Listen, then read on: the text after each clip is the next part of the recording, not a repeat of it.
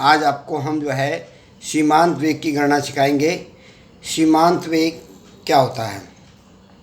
देखिए, सीमांत वेग जो होता है ये जब कोई गोली किसी द्रव में नियत वेग से चलने लगती है तो उसे सीमांत वेग कहते हैं। क्या होता है? जब कोई गोली किसी द्रव में नियत वेग से चलने लगती है उसे सीमांत वेग कहते हैं। माना गोली की त्रिज्या r तथा घनत्व रो तथा द्रव का घनत्व सिग्मा चालकता गुणांक थीटा है तथा सीमांत वेग v है, तो हम ये देखते हैं नीचे की ओर प्रवाही बल कार्य करता है और वो सान्य बल के बराबर होता है। द्रव में नीचे की ओर प्रभावी बल कार्य करता है, वो सान्य बल की ओर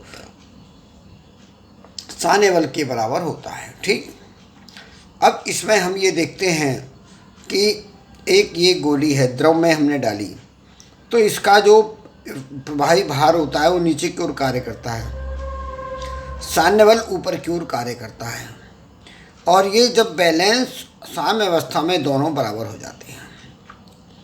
जब ये नियत वेग से आगे की नीचे की ओर चलती है तो उस समय नीचे की ओर लगने वाला प्रभावी बल ये सान्य बल के बराबर हो जाती है और वो जिस वेग से वो चलती है उसे सीमांत वेग कहते हैं।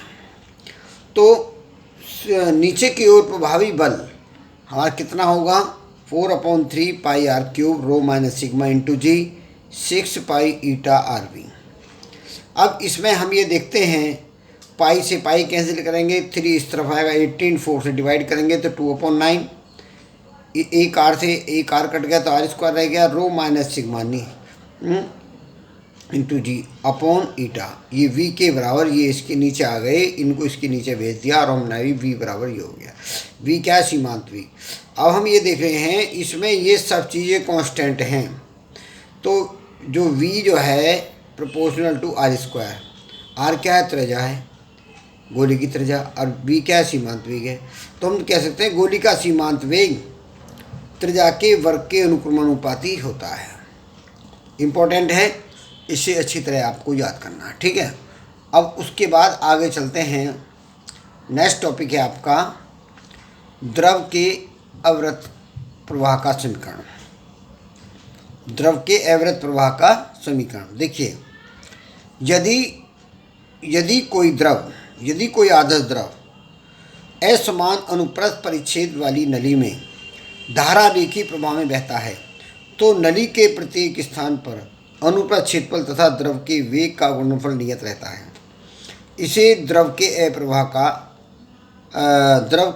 का सिद्धांत कहते हैं। ठीक, इसका सिद्धांत हो गया। अब इसकी हमें ये जो सिद्धांत हमने लिख दिया, इसके बारे में इस सिद्धांत को प्रूव करना है। माना यदि नली का अनुप्रस्थ क्षेत्रफल a, द्रव का वेग v, द्रव का वेग क्या हो? v हो,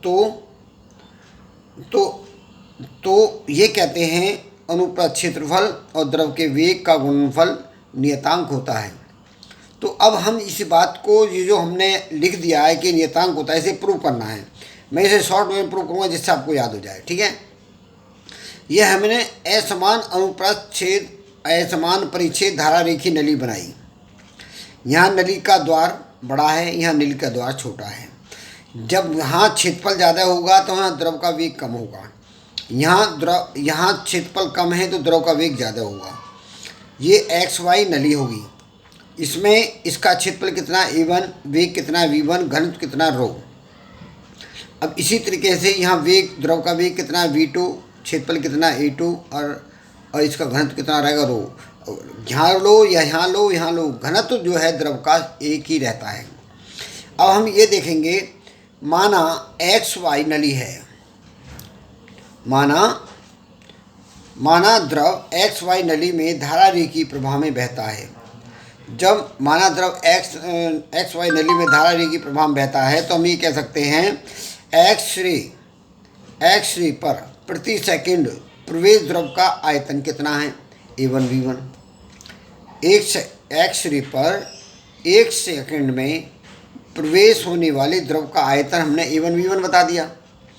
अब जो आयतन हमने निकाला, अब इस एक्स रे पर हम द्रव्यमान निकालें। 1 सेकंड में प्रवेश द्रव का द्रव्यमान कितना होगा, m इजकल टू ये क्या है, ये क्या है हमारा आयतन है, आयतन में घन से गुणा कर देंगे तो द्रव्यमान आ जाएगा रो इंटू ए इंटू बी। ठीक है, अब वाई श्री पर हम लेंगे तो वाई श्री पर जो होगा द्रव का द्रव्यमान m2 बराबर रो a2 v2 हो जाएगा। लेकिन आप ये तो जानते हैं द्रव्यमान तो नियत रहता है, तो इसका मतलब ये m1 और ये m2 बराबर दोनों बराबर हो जाएंगे।